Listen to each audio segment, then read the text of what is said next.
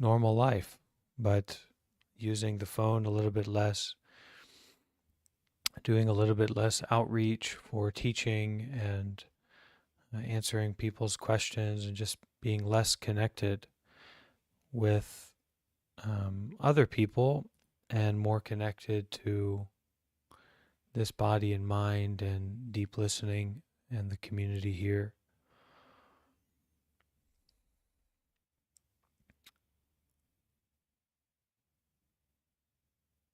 Every time when we come together in community, in a practice community, it not necessarily this place or this community, and not necessarily the usual way that we might think of community, but really when we step into mindfulness of objects, mental objects, physical objects, um, feelings, sensations, words, phrases, forms, to step into an awareness of them, but not being led around by them. So we're aware of the breathing. We're listening to the breathing, listening to the heartbeat, listening to the present moment experiencing rather than thinking about it or cognizing about it or, searching for something in particular. Just aware, just aware. That is a happy new year. So I was thinking really about to make a TikTok or make a short video of some kind that had that message in it.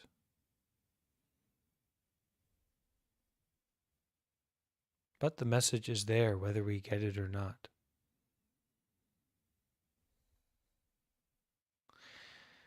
Impermanence is there.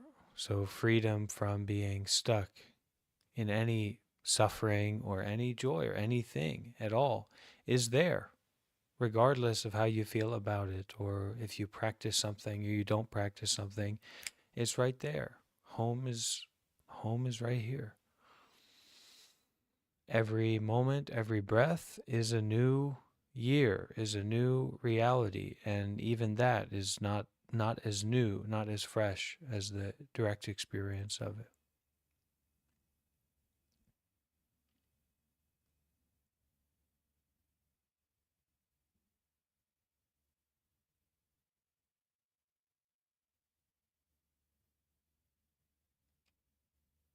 We can practice anytime, anywhere, especially in a situation like this, to listen to the heart, the beating of the heart, as if it were important. Humor it. Humor the heart, humor the body, humor Bhante. Pick up the notion that, wow, the heartbeat is somehow important. And we can just listen to the heart.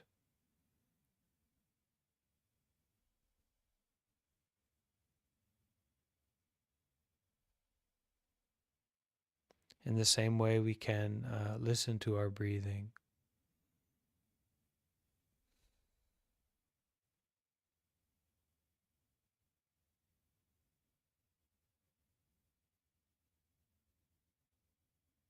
And in some sense, this is one of the best Dhamma talks that we can get. This is one of the best teachings we can get, is just listening to the wisdom that's already inside of us, such as the wisdom in our breathing, the wisdom in our heart beating.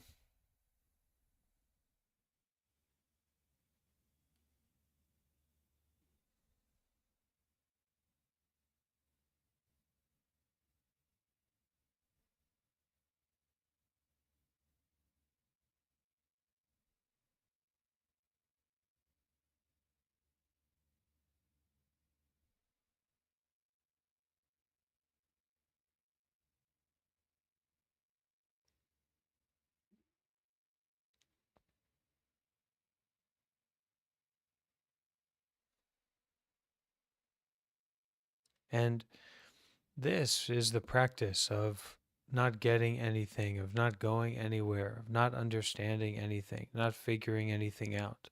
Nowhere to go, nothing to do. No hours to clock in, and no check around the corner for the work that you've put in. Just everything.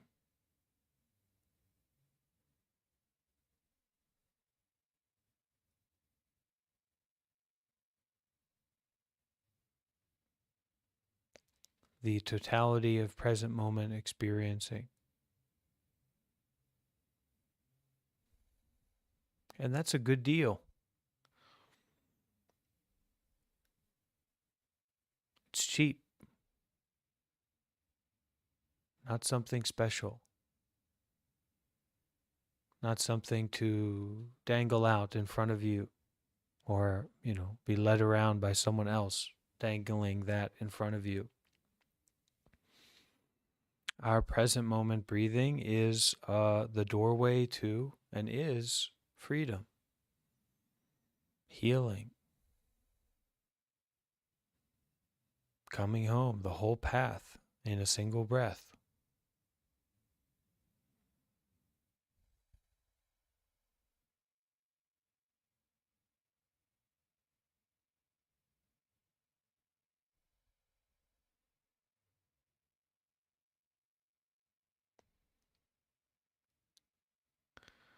But to fully embody this and realize this, practically, it's going to take some work, some joyous effort, joyous work, joyous activity. But that activity and that work is not more special or more significant than things go in one tube and they come out the other. It's the same tube, really. But that work, we're going to do it.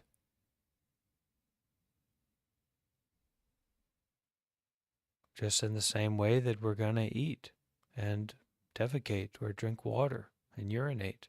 We're going to do this work. This is the work of making merit. This is the work of mindfulness and detachment.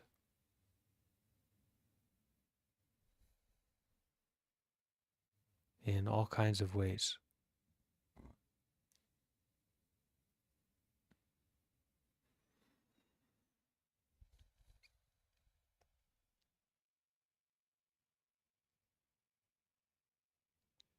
And we can really say that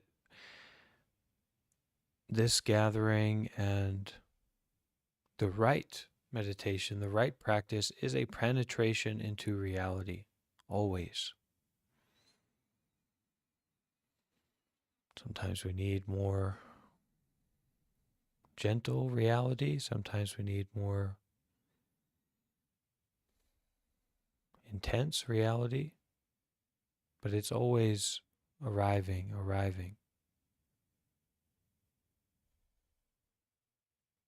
And it's never in the realm of thinking or beliefs or words and phrases. Those are just accoutrements to the nature of our mind, the nature of our direct experience. So they are there and we use them, but we are not used by them.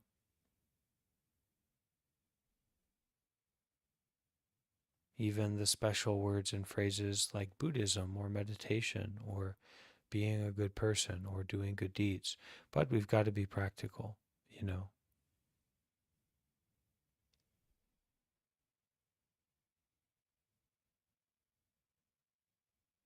And really being practical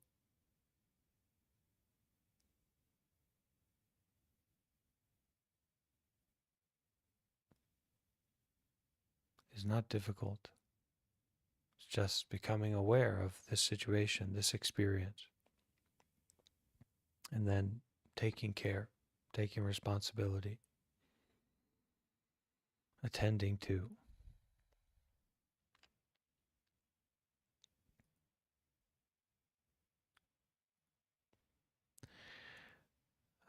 Today I have a reading that I'm inspired to share with everyone. It's quite a hardcore reading.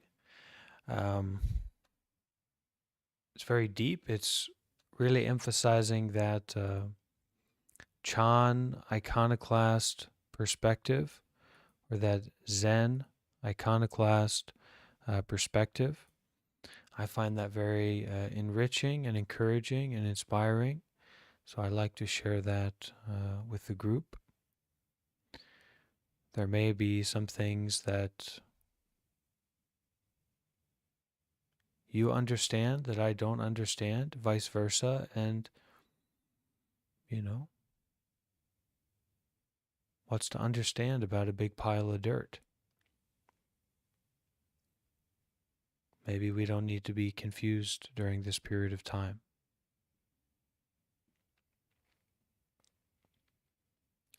So buckle in, find your breathing, and we're going to go through this reading, which is going to be quite strong worded, quite interesting. And I was given some advice. One of the nuns, one of the bhikshunis, Vietnamese bhikshunis that also lives at the temple where I'm staying, they actually came across some of my online activities, and they encouraged me to read a little bit quicker. So we're going to try that out today.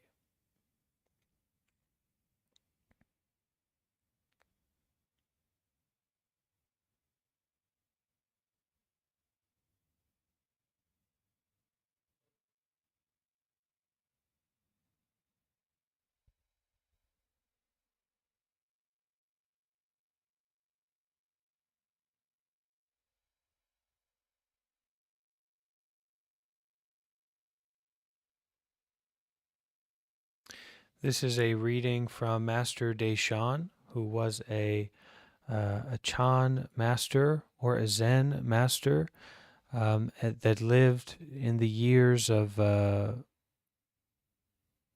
780 to in the 7th century, 8th century China.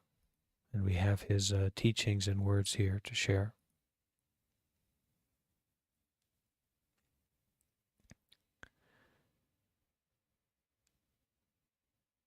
Master Desan said to an assembly,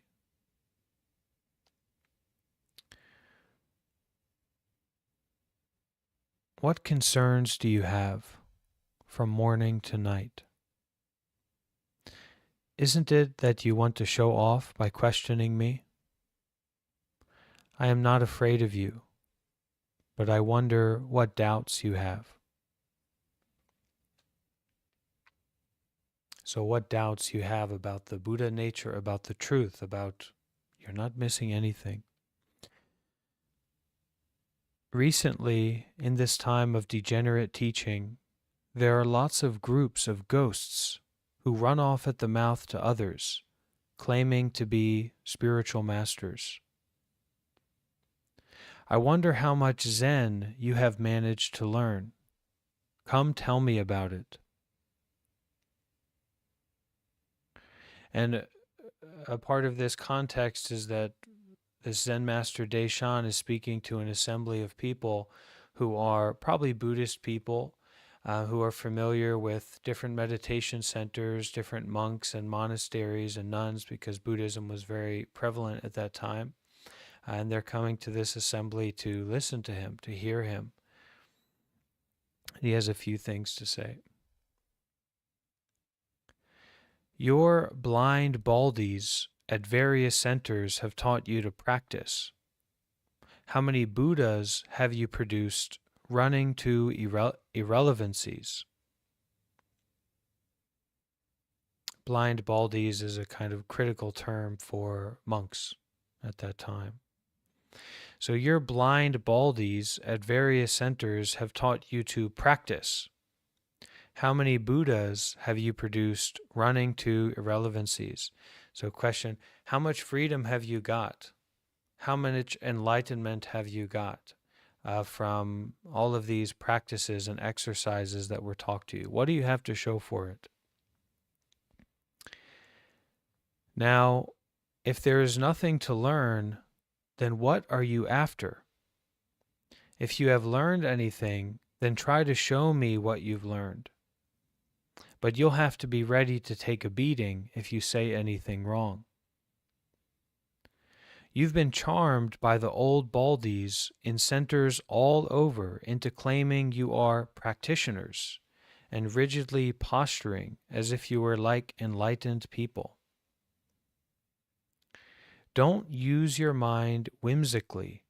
Revolving in endless, mundane routines is all because of state of mind. States of mind. Why? Because when the mind is aroused, all sorts of things arise. Okay, so Master Desan is giving a little bit of commentary on these kind of routines that we try to create for ourselves. We get attached to. I do this at this time, I do that at that time. He says, don't use your mind whimsically. Revolving in endless mundane routines is all because of states of mind. Why? Because when the mind is aroused, all sorts of things arise.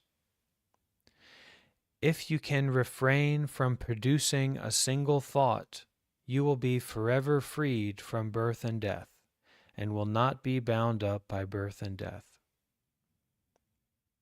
You go when you want to go, and sit when you want to sit. What further concern is there? Okay, so a little bit of an expression here, a very strong expression, that if you can refrain from producing a single thought, you will be forever freed from birth and death and will not be bound up by birth and death. Now, we can't fully control our mind, right? But there is something clear there about refraining from producing a thought. So a thoughtless state is natural to us, right? A state where thoughts don't come up is not foreign, right? It's a normal that a thought doesn't come up. But if you can refrain from producing any thought, a single thought, you'll be forever freed from birth and death and will not be bound up by birth and death. So, try not to be bound up by thoughts. Don't cling to thoughts. Do not cling to thoughts. And then a thought comes up that says, well, I'm the one you should cling to. And then we cling to that. Don't cling to thoughts. Don't fixate on thoughts. If you can refrain from producing a single thought, you will be forever freed from birth and death and will not be bound up by birth and death. You go when you want to go and sit when you want to sit. What further concern is there? I see that wherever you go, you determine to learn Buddhism in the assembly of some old baldy, taking on a load without concern for your body or life. All of you have had your eyes nailed shut and your root of life severed. You are like 200 or 300 slaves.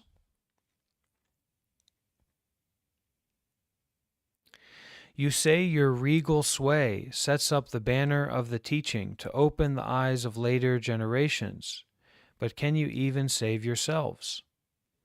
You talk of practice like this, but haven't you heard that Buddha went through 3 long eons of cultivation, and where is he now? He died after 80 years. How is he different from you? So some of these expressions are geared specifically towards the other masters at that time, that maybe Master Desan would see them or hear them and think, this is just nonsense. These are not real teachers. This is not authentic. And that many people who are involved with these teachers or these traditions are just like people who've had their eyes nailed shut and their root of life severed because they've become fixated, lost in grasping and attachment about some particular view. attached to some form of thinking. They have lost their root of life, their root of practice.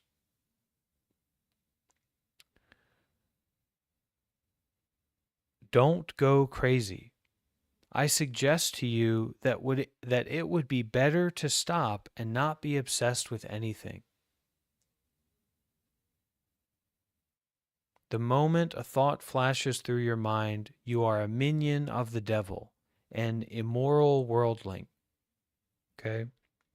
Don't go crazy. I suggest to you that it would be better to stop and not be obsessed with anything.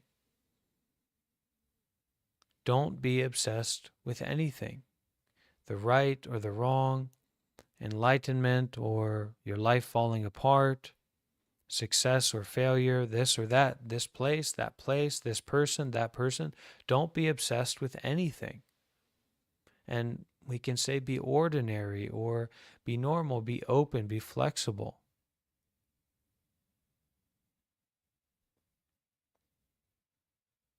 The moment a thought flashes through your mind, you are a minion of the devil, an immoral worldling.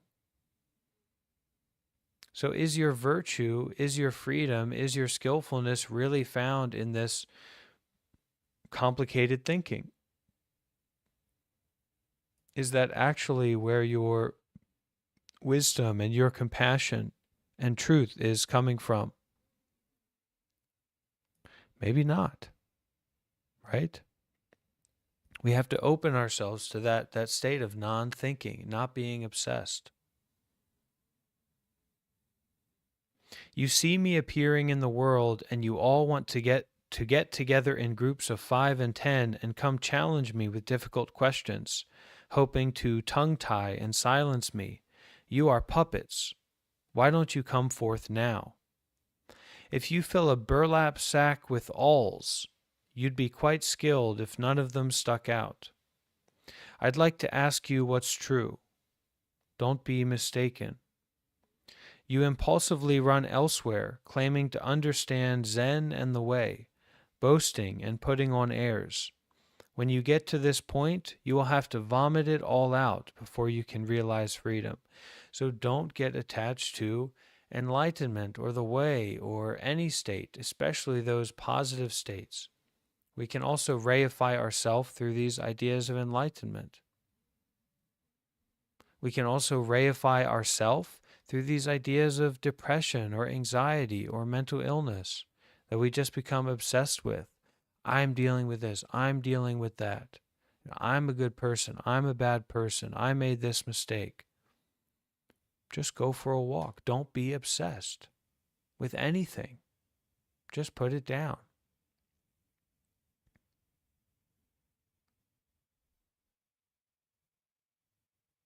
You impulsively run elsewhere, claiming to understand the mind and the way, boasting and putting on airs. When you get to this point, you'll have to vomit it all out before you can realize freedom.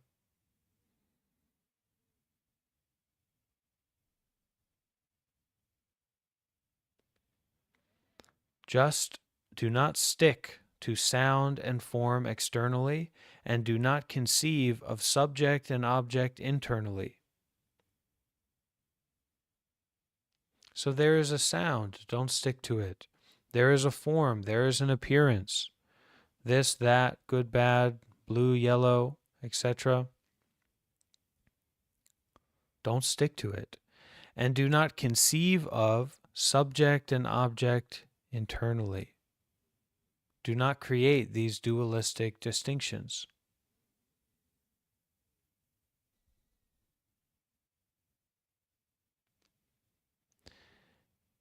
In essential being there, in essence, being there is neither ordinary nor holy. What more would you learn? Even if you learn 100,000 marvelous doctrines, you're just a sore-sucking ghost.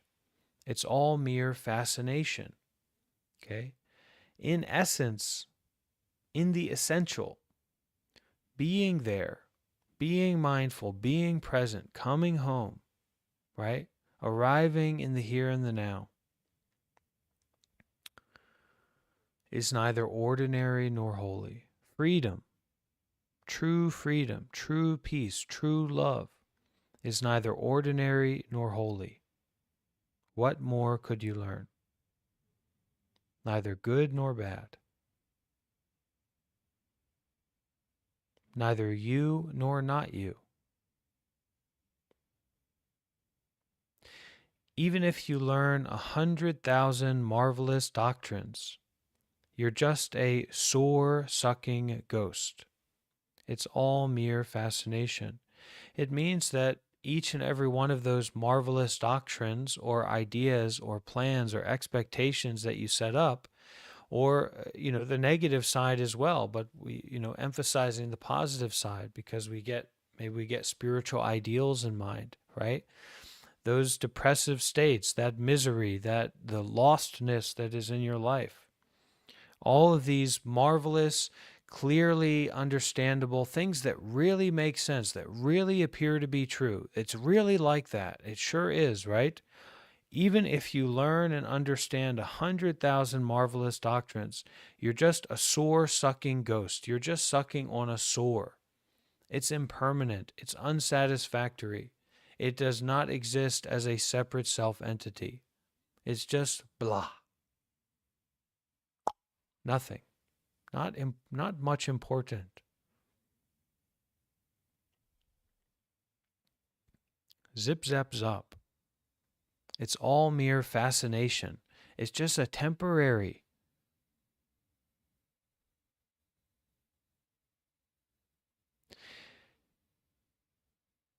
This void of mine might be said to exist, yet it is non-existent. It might be said not to exist, yet it is not non-existent. You might call it ordinary, but it is not ordinary. You may call it holy, but it is not holy. It cannot be placed anywhere, but it is the teacher of all your myriad things. Right? And here it is like the attainment of non-attainment of Zen Master Desan. The life root of emptiness, ever new impermanent nature, the root of freedom, the root of peace, the root of true love that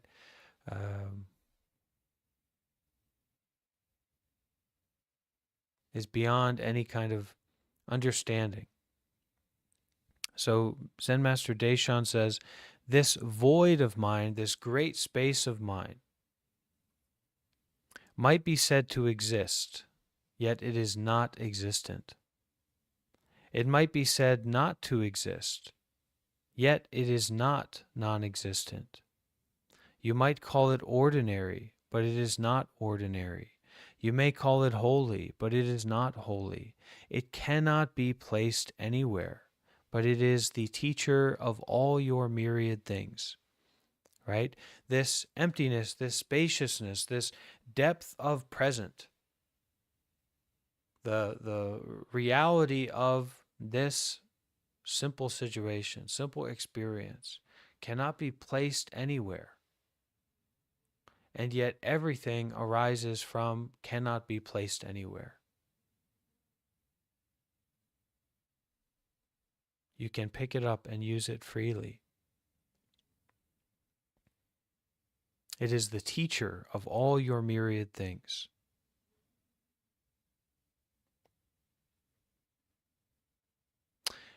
I do not mean to slander him about this, but this is why Buddha spewed out so much spittle of expedient means to teach you to be free.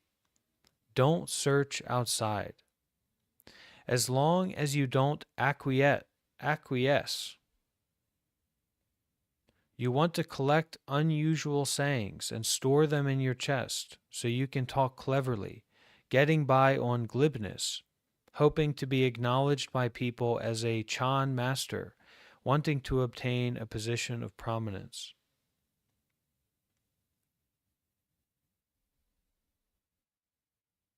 Okay, so that these myriad teachings, all of these Buddhist teachings and ideas and practices, these are just a kind of a spittle, a kind of spit The expedient means, a upaya, a means to help you be free, to recognize, to teach you to be free, to recognize your freedom.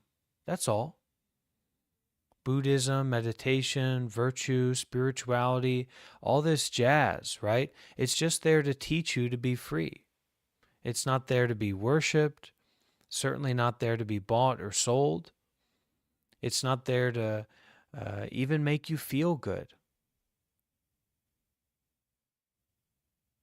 It's just to help to teach you to be free.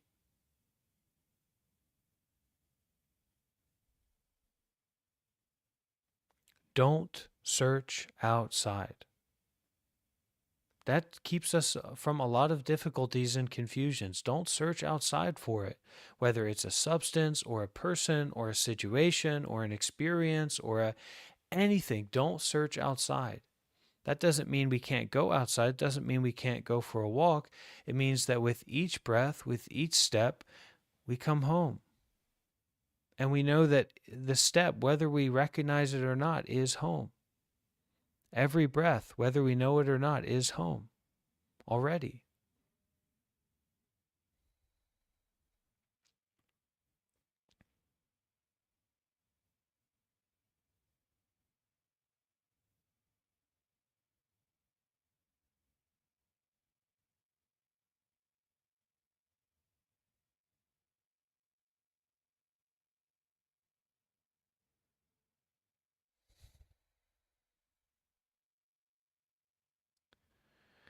As long as you don't acquiesce.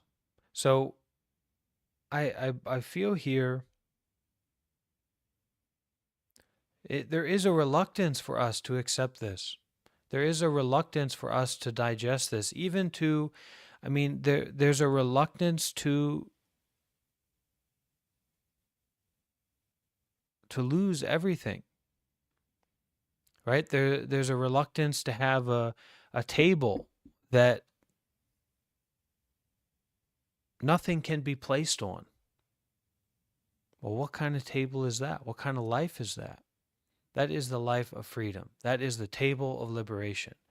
That is the table of benefaction, right? So as long as you don't acquiesce, as long as you don't kind of reluctantly, from the definition here, reluctantly, but without protest, accept this freedom, this birthright, this Buddha nature, right? Then you will want to collect unusual or unique sayings and store them in your chest so you can talk cleverly, getting by on glibness or a kind of apparent skillfulness, right? But not really sincere, not really authentic. You haven't turned the mind around. You haven't found your authenticity. Where's our authenticity? It's right here, and it's recognizing, it's knowing that it's right here. That's how we develop our relationship with authenticity. It's knowing how to come home. It's not going on a soul search, in the Amazon or something like that. Oh my gosh. Horrible. People go through the most horrible things to try and, find their authentic self. And, I'm going to be doing an intensive meditation retreat soon. It's also going to be horrible. Why am I doing that? But it's intense. It's difficult, right? So we don't just want to get by on glibness or some kind of put on skillfulness, apparent skillfulness. So you can talk cleverly, hoping to be acknowledged by people as a Zen master or as someone who gets it, right? Someone who understands or someone who fits in. Wanting to obtain a position of prominence or wanting to obtain a position of relevance, right? If you entertain such views, if you don't see them and call them out and root them out when these mindsets come up and that's where your practice is, right?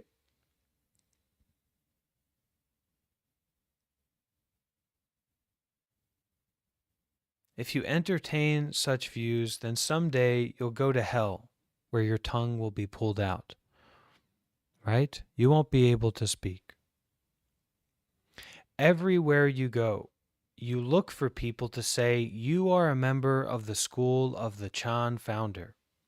But when you are questioned about the fundamental matter, your mouths are like a wooden bolt, immediately shooting off about Bodhi, nirvana, thusness, and liberation, extensively quoting the verbal teachings of the triplex canon, claiming this is Zen, this is the way, fooling the people at large. What relevance has this? You are bringing our spiritual forebearers into disrepute. Right? So everywhere we go, we're like a bird looking to be fed by its mother. We're looking for some kind of recognition, right? We're looking for, um, some engagement with us where we get a chance to prove that we are legitimate or we are relevant or we have something to offer, so we get something, isn't it?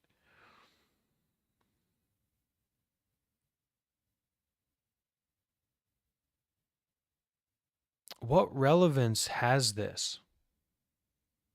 You are bringing our spiritual forebearers into disrepute. Just arrive.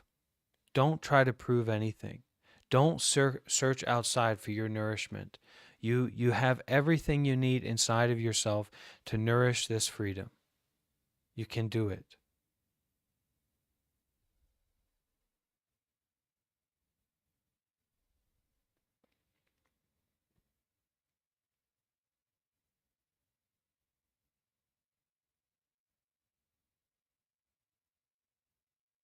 Don't look for people to say that you understand or that you're a part of the group or that you're recognized.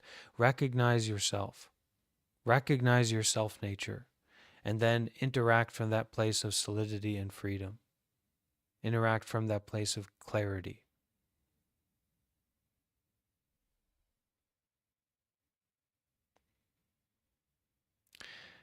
My perception is not that way.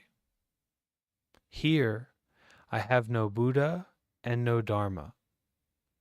Bodhidharma was a smelly old foreigner. The bodhisattvas of the 10th stage are dung haulers. The equally and subtly enlightened are immoral worldlings. Bodhi and nirvana are donkey tethering stakes. The 12-part canonical teachings are ghost tablets, paper for wiping pus from sores.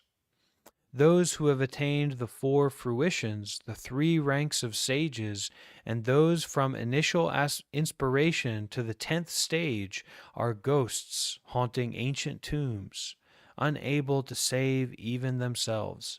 Buddha was an old foreigner, a piece of crap. Good people, don't make the mistake of putting on a garment of sores. Don't get attached to words and phrases, to labels. Freedom, freedom, freedom. That's it. And especially don't get attached to that. Walk in freedom, breathe in freedom. Acquaint yourself with not seeking outside. Acquaint yourself with understanding confusion, not confusing understanding. Making more and more difficulties for yourself, striving and struggling to get somewhere, to go somewhere, to fix something, to solve something.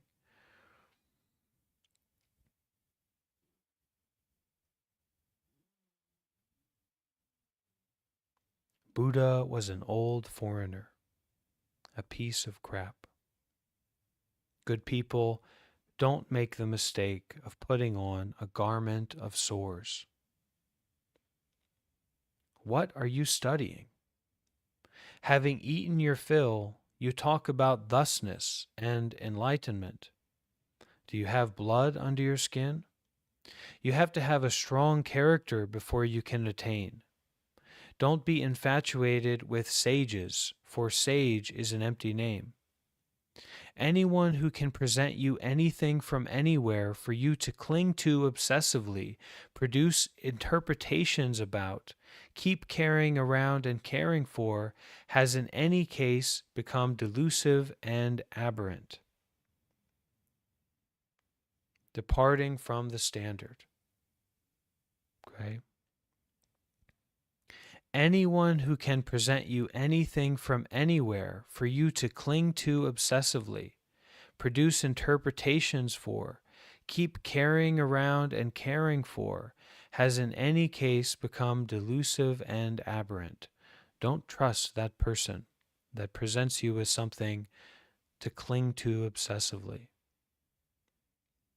It's pretty simple. This is the result of insisting there is something to acquire by learning. This is what is meant by spirits haunting grasses and trees and wild foxes. Here I have no doctrine at all to give you to interpret. I don't understand Chan myself, and I am no teacher. I don't understand anything at all. I just consume and excrete. What else is there? I urge you to be free from concerns, promptly stopping your search. Don't learn aberration and madness. Okay, aberration is a department from what is normal or usual. Right? So find your freedom in that natural flow, that natural way, simplicity.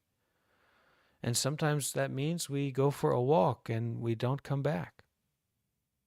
Or we go to another place. It's freedom, and we get ourselves into a lot of traps because we don't dare to be free. We don't dare to go outside our boundaries. We don't dare to put down these obsessive beliefs and ideas and stories that we've created for ourselves. We don't dare to do it. And in this way, we learn aberration and madness. We learn to not be free from concerns and not stopping our search. And we get into a lot of suffering, even in spiritual practice. We can really get ourselves into a lot of suffering if we don't understand this clearly. I urge you to be free from concerns, promptly stopping your search. Don't learn aberration and madness. Everybody carries around a corpse, traveling, licking up the slaver of the old baldies wherever you go, imbibing their drivel. You immediately proclaim you are going into samadhi, cultivating capacities, accumulating good deeds to nurture the embryo of sagehood in hopes of fulfilling the realization of Buddhahood. I see such people as having poison arrows in their hearts, blinding needles deranging their eyes. They are the antithesis of our spiritual ancestors. They cause the plan of our school to stagnate. They say they are renunciants, but this way they consume the donations of patrons everywhere without being able to digest even water. So this teaching specifically for these old baldies, these blind baldies, right? And this doesn't mean that, being free from concerns, not searching, not seeking, not being controlled by our desire, it doesn't mean that we don't care to be a good person. Being a good person is normal. Taking care, following precepts, being compassionate, contemplative, gentle is normal, is a natural path. But when we identify that, when we reify that, when we get locked into this idea of I am following precepts, I am doing good deeds, I am developing this embryo of sagehood, right? Well, what does the master say about this really, really clearly? He sees these people as having poison arrows in their hearts, blinding needles deranging their eyes. You don't need to attach to goodness. Goodness is good in and of itself. You don't need to reject badness. Badness is bad in and of itself, right? And it also refutes itself. It's just spaciousness. And that's a relief, right? When we get to have the relief from being good, we also get to have the relief from being bad and vice versa. We just put everything down and just flow, just be. Just don't concern yourself. Don't be trapped.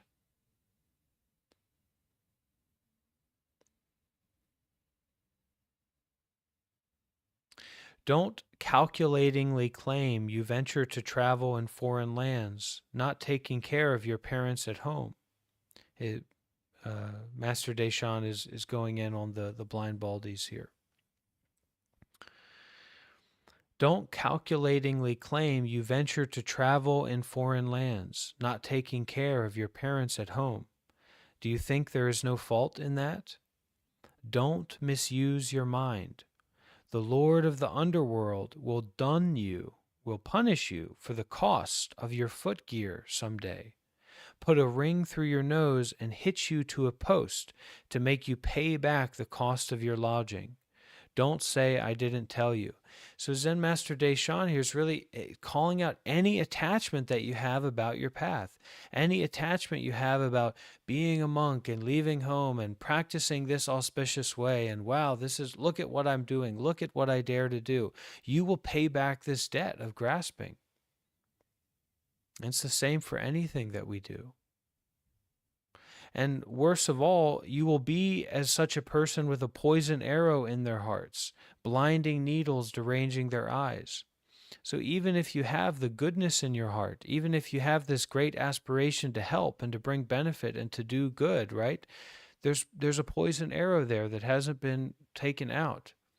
There's a blindness there. There's a lack of clear seeing that means you can't be fully effective. You can't do what needs to be done.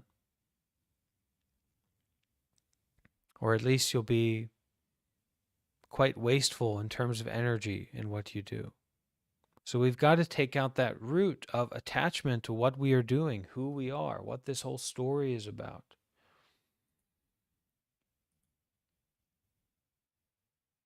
Tangled with worries, tangled with desires, tangled with fears, tangled with any kind of self-identification. I'm a Buddhist, I'm a monk. This doesn't mean we go down the street naked, but it means we know to arrive home in each breath and each moment. And we don't get lost in these extremes because it's not necessary.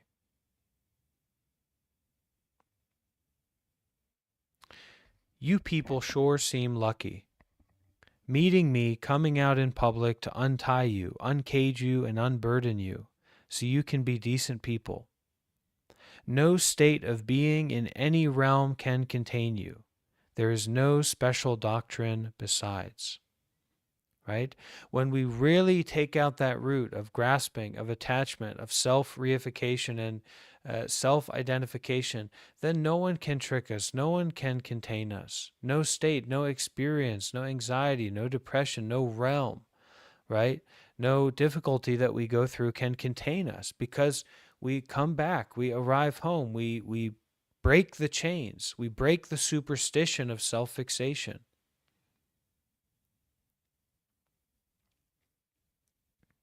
This radiant void is unobstructed, free. It is not something you can attain by embellishment.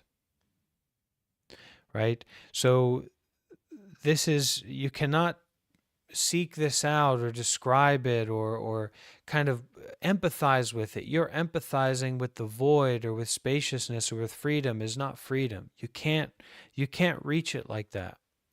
This radiant void is unobstructed, free. It is not something you can attain by embellishment. From the Buddha and from the Chan founders, all have transmitted this teaching, whereby they attained liberation. The doctrines of the whole canon just put it in orderly arrangements. This direct teaching, right? This spittle from the mouth to teach you to be free. All of the whole canon, the Tripitaka, all of the Buddhist teachings that have filled libraries and all the commentaries, everything, okay? Just put it in orderly arrangements. You are people of the present time. Don't seek somewhere else. What does it mean to be a person of the present time? What does it mean to take that responsibility? And to develop our relationship with that teaching and that responsibility so that we can do it more and more and more and more. But what does it mean now? That's the teaching. You are people of the present time. Don't seek somewhere else. So learning how to not seek somewhere else, we're finding out our true personhood. People of the present time. People of the present moment experiencing. Even if Bodhidharma, who's the great founder of Zen Buddhism, Chan Buddhism, were to come here, he would just tell you to be without affectations. Behavior, speech, or writing that is artificial and designed to impress. This is really it, isn't it? Okay? You are people of the present time. Don't seek elsewhere. Don't seek somewhere else. Don't look for your true self. Don't look for your freedom somewhere else. You don't need to. Even if Bodhidharma, even if Buddha, were to come here, he would just tell you to be without affectations. He would tell you not to be contrived. Don't be contrived.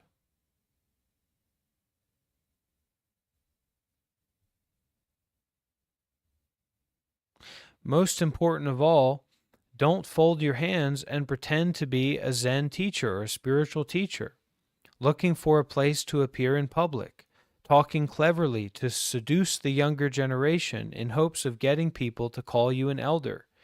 Totally alienated from your real self, you only know a flood of subjective consciousness, hoking up oddities day and night, never ceasing, claiming famous names, titles, and heritage.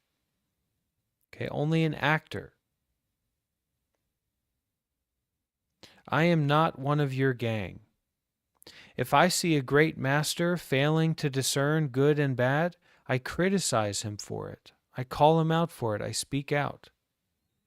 As for you, just don't get obsessed with thoughts of reputation and appearance, terminology and rhetoric, maxim and meaning, objective representation, function and principle, good and bad, ordinary and holy, grasping and rejection, focus on objects, defilement and purity, light and darkness, being and non-being. Okay? As for you, just don't get obsessed with thoughts of reputation and appearance, terminology and rhetoric, maxim and meaning, objective representation, function and principle, good and bad. Don't get obsessed with thoughts of good and bad. Don't get obsessed with thoughts of ordinary and holy, grasping or rejecting, focusing on objects, defilements, purities, light and darkness, being and non-being.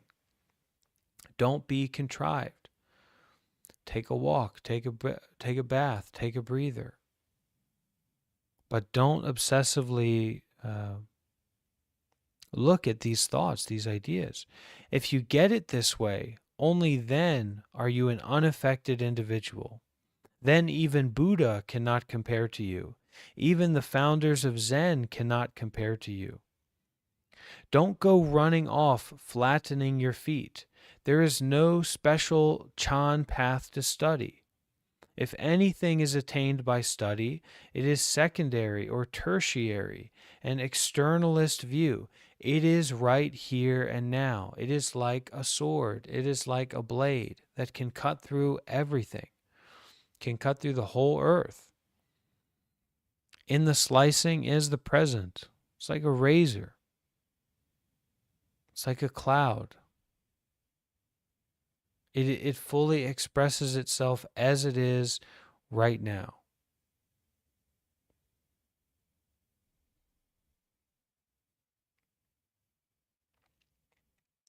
So don't go running off, flattening your feet. There is no special Buddhist path to study. If anything is attained by study, it is secondary or tertiary, an externalist view. There are no psychic powers or capacities of altered manifestation to attain either. You say psychic powers are wisdom, yet angels, wizards, cultists with the 5 powers, and titans also have psychic powers. But are they enlightened? Suppose you live alone on a solitary mountain peak, eat but once a day, sit constantly without lying down, practice prostration and recitation 6 times a day, and try to fend off birth and death with that. Buddha had a saying, all activities are impermanent. This is the law that whatever is created must perish. So why are you exhausting yourself trying to create things? Why am I exhausting myself trying to create things?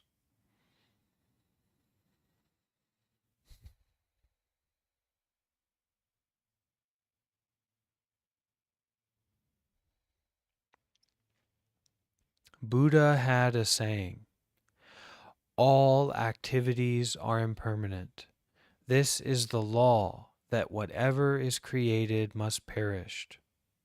This is the law of ever new impermanent nature. Don't get stuck on created truths. Don't pursue created truths, created situations. Don't pursue the effects of activities. You're missing the point, for sure. If you say you can attain by entering concentration, stilling the spirit, quieting down thoughts, well, some cultists have also managed to get into states of tremendous concentration, seeming to last 80,000 eons. But are they enlightened? Obviously, they are mesmerized by false notions, right? And this is really true. This is very practical. There's all kinds of people who many hours of intense, deep, special meditation, whatever you want to call it. Okay. And, Zen Master Desan here is calling these people cultists. But are they enlightened? Obviously, they are mesmerized by false notions. Anyone with even a little bit of clarity can see like that. They are just mesmerized by nonsense. Buddha was not a holy man. Buddha was an old foreigner, a piece of crap. What I want of you is to distinguish good and bad. Don't get stuck on personality and ego. Then you will avoid the language of holy men and the language of enlightenment, becoming liberated, becoming free. Wonderful sayings and principles drown you and bind you. Why? If the deluded mind isn't stopped for a moment, this is how birth and death will continue. So are we here to continue birth and death? Are we here to spin the wheel of suffering and see what we get? Or are we here to stop?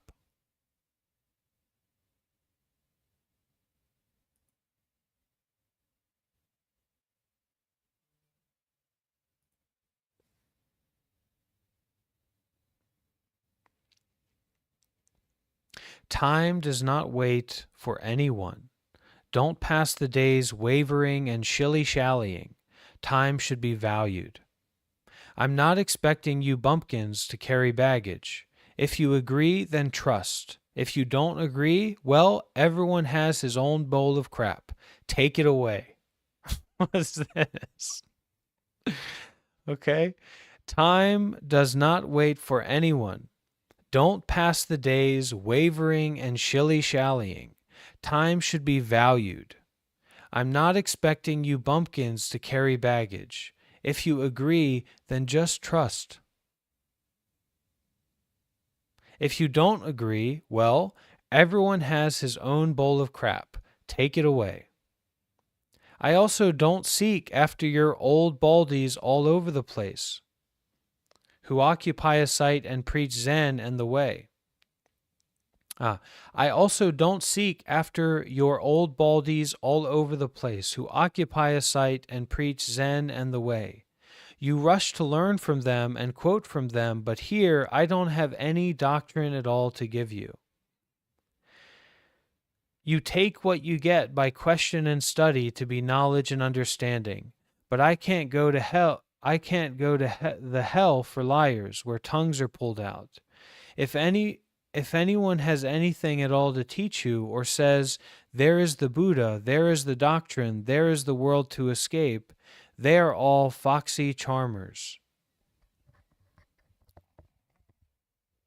Okay, let's try this one again. You take what you get by question and study to be knowledge and understanding. But I can't go to the hell for liars where tongues are pulled out. If anyone has anything at all to teach you or says, there is the Buddha, there is the doctrine, there is the world to escape, they are all foxy charmers. Do you want to know? It is just a void, with nothing to attain, pure and clear everywhere, radiant with light, thoroughly translucent inside and out. There is no affectation, no dependence, nothing to dwell on. What are you concerned with? I'll just be an old beggar all my life until the day I die. Though I live in the world, I am not affected by it. Where would I want to escape from?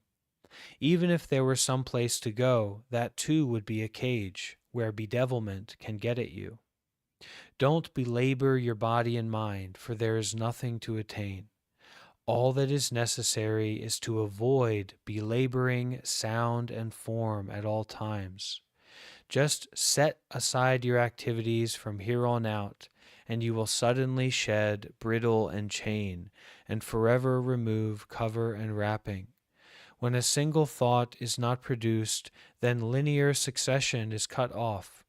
Without cogitation, without thought, there is nothing at all that can affect your feelings. How can you even attempt to express this in words? You have a lot of intellectual understanding, but have you ever perceived it face to face? Renunciants and others up to the 10th stage bodhisattvas with satisfied hearts cannot even find a trace of it. That is why the celestial angels celebrate. The earth spirits offer support. The Buddhas of the 10 directions sing praises, and the king of demons wails. Why? Because this void, leaping with life, has no root, no dwelling place. If your eyes waver at this point, then you miss it. Don't seek Buddha, for Buddha is a mass-murdering robber who has seduced who knows how many people into the pits of demons of lust. Do not seek Manjushri or Samantabhadra, for they are bumpkins. What a pity to be a fine, upstanding individual, but take someone else's poison and then try to imitate the appearance of a Zen teacher, seeing spirits and seeing ghosts. After that, you'll go crazy, running around to tell other houses, looking for gypsy women to tell fortunes. Running around to other houses, looking for gypsy women to tell fortunes. You have been slipped fortunes by ignorant old baldies who tell you to bow to the ghosts of patriarchs, the ghosts of Buddhas, the ghost of enlightenment, the ghost of nirvana.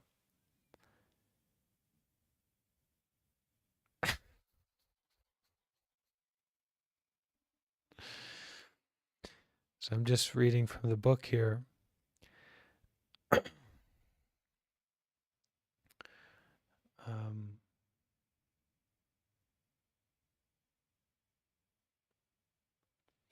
Those little ingrates who don't understand them ask, what is the meaning of the patriarchs coming from the West?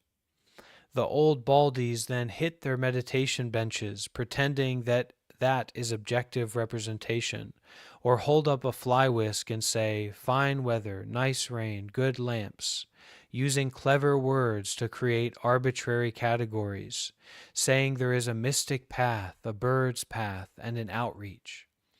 If you hold on to explanations like this, that is like putting filth in a precious vessel, like using human waste for incense. You are grown adults, just as others are. Who should you be afraid of? You spend whole days slurping the snivel and drool of old baldies elsewhere, and wind up without conscience and shameless. How miserable! They make you crazy. The result of this cause is clear. As water buffaloes, you will pull plows, your eyes bulging. Your strength unable to rise to the occasion, you will be beaten on the back. This is for having stolen food and clothing from Buddhism, claiming you were practicing. If you do not understand the great principle, even if you pass through Buddha's belly, you're just a walking piece of crap. Never having met a good person, you readily accept the scenery at the doors of the six senses, spouting cliches as if they were mysterious words and marvelous sayings, colorful and fresh, without having any attainment of your own. It is just the snivel and drool of other people.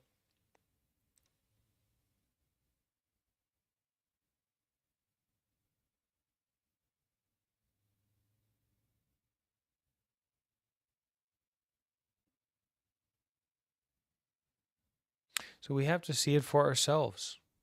We we have to know about turning our own mind around and seeing our self nature. So when someone asks, what is it? You don't have to give an answer. You don't have to do anything. You're not trapped by someone else's snare. You're not trapped by Master Desan. At that time, you can give no answer. That is a wonderful answer. That is not separate from suchness. At that time, you can punch them in the gut or slap them in the face, but be ready to get a punch of your own. So maybe that's not a good answer. Just be ordinary. Just be normal. Don't be contrived. Don't be ridiculous. See your true nature. See your original mind. What is it?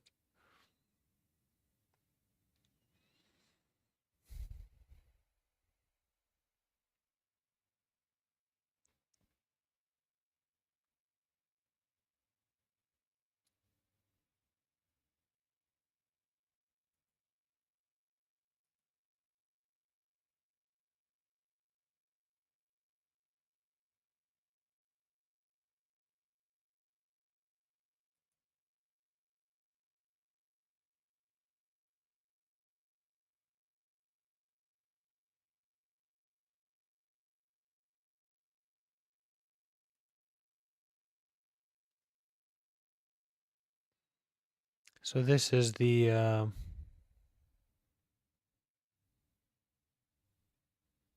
1 hour mark, and we'll just finish the reading. We've got a little bit more time here. The reading a little bit more.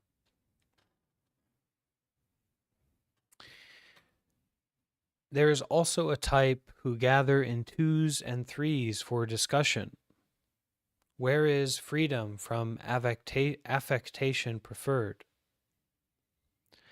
Winter and summer they glibly talk about Zen with intellectual interpretation for understanding meanings and principles.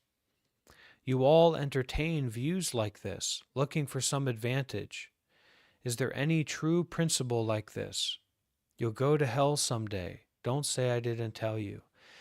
So you don't grasp onto anything, even what makes sense. Don't look for some advantage. Just experience the fullness of freedom in each breath, in each step, in each moment.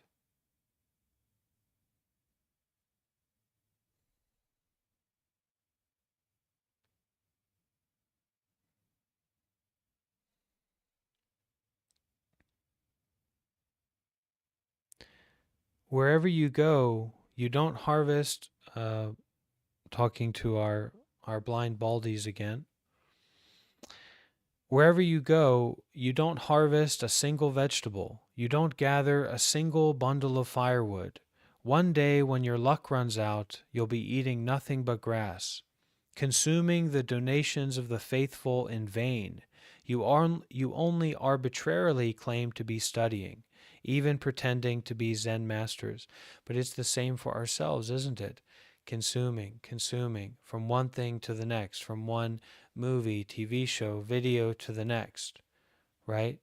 But we're not planting seeds, we're not doing the work, we're not tilling the soil, we're not stopping and looking deeply. We forget our mindful breathing, our mindful walking, whatever. Wherever you go, you don't stop and look deeply. You don't harvest a single vegetable. You don't gather a single bundle of firewood. You don't really take care. One day, when your luck runs out, when those good conditions run out, you'll be eating nothing but grass, consuming the donations of the faithful in vain.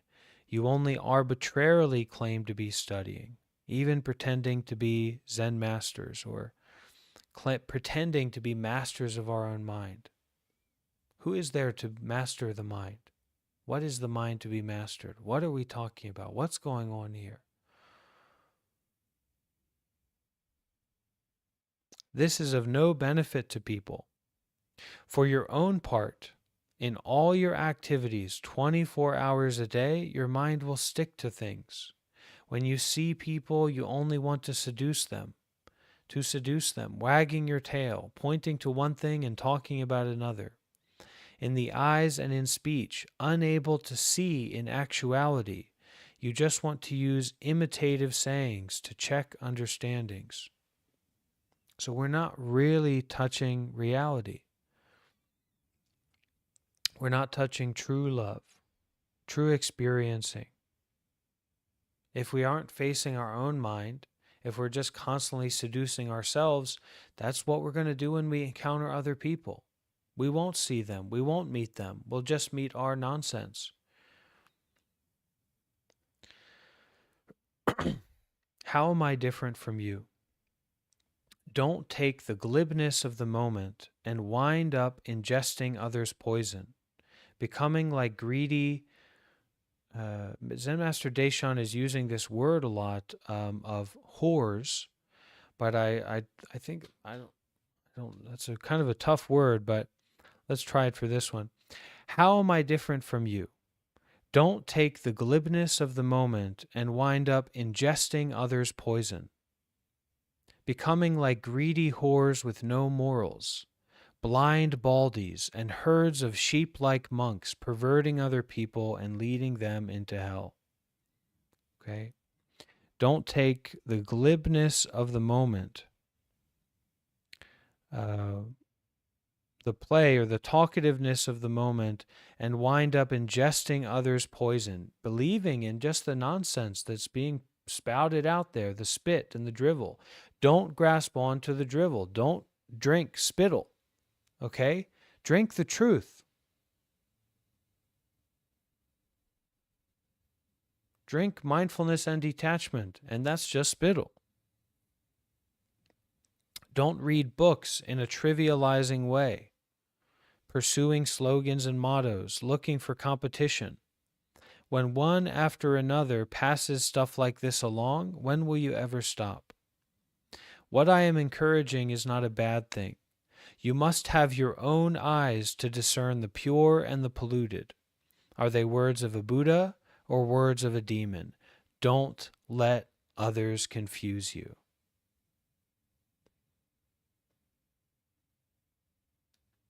The most wonderful sayings are all temporary expedients of Buddha. What is essential is to stop. Don't rely on anything or take in the words of others for intellectual understanding. Discriminating near and far, forging superficial falsehoods, memorizing the idle words and long talks of others. All of this is conjectural thought.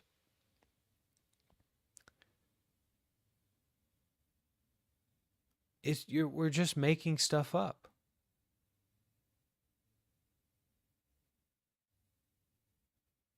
And other people they're just making stuff up.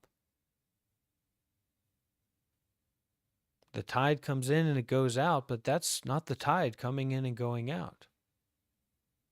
How much more so for people's plans and sayings and interpretations that they like to share or impose upon you? Even the most wonderful sayings are all just temporary expedients of Buddha. I'm afraid you'll fall into a pit doing superficial acts of piety, robbed by mere talk, getting little but considering it enough, stationary in quietude, unwilling to progress further, confused by things yourself, you get other people mixed up. You follow myriad doctrines because you don't believe there is fundamentally nothing concrete to the void. You can't augment it or diminish it. You people are like crows, with bodies in the sky, but minds in the trash, just looking for dead carcasses to eat. Don't say I've never engaged in community discussion, that I holler mercilessly without fear of consequences.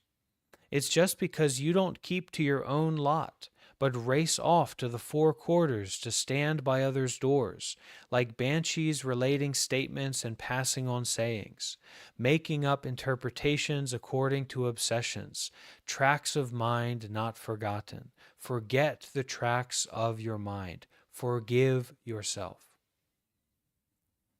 Forgive everything. Not even standing on your own, you carry a corpse around all the time, wearing stocks and chains, traveling 500 or even 1,000 miles to come here and stand in front of me, as if you lacked the way of Chan. Master, explain for us, instruct us. I act with my whole being, clobbering and warding off you bumpkins, hollering at you thieving pieces of crap. You may put on impressive appearances, but you don't know good from bad. For you to come to me is like meeting someone from the bayous and cooking up a mess of fish chowder. What I am aiming at for the time being is for you to put down your heavy burden, take off your stocks and chains, to be decent people. Do you consent? If you consent, then stay. If not, go off wherever you will. Farewell. Goodbye.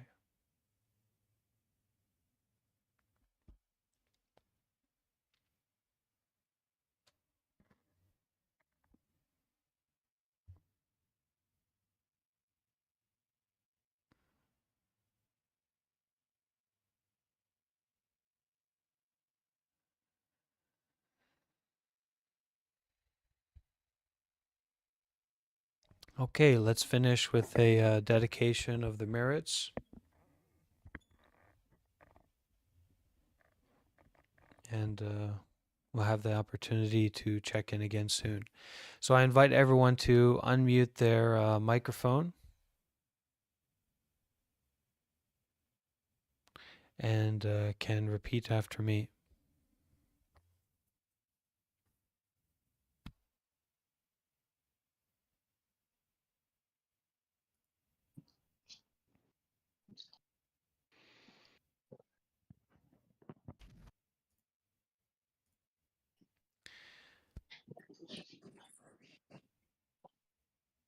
May all the merits that we have done till now May all the merits merits that that we we have have done done till till now now be dedicated and shared out be dedicated and shared and out shared out dedicated and shared out toward all sentient beings. toward all toward sentient toward all all sentient sentient beings. beings. May all contrivance be forgiven. May all May all all All contrivance contrivance be be forgiven. forgiven. May the past and future be free from grasping. May the past May May the the past past and and future future be be free free from from grasping. grasping. May all beings rejoice and share in these merits.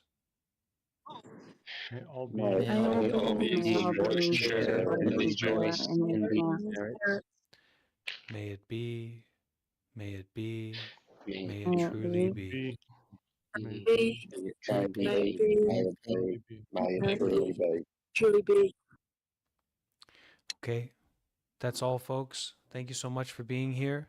Thank you for your consent. May you take off your chains and have a good one. Thank you, Bante. Thank you, Bante. Bye, everyone. Bye, everyone.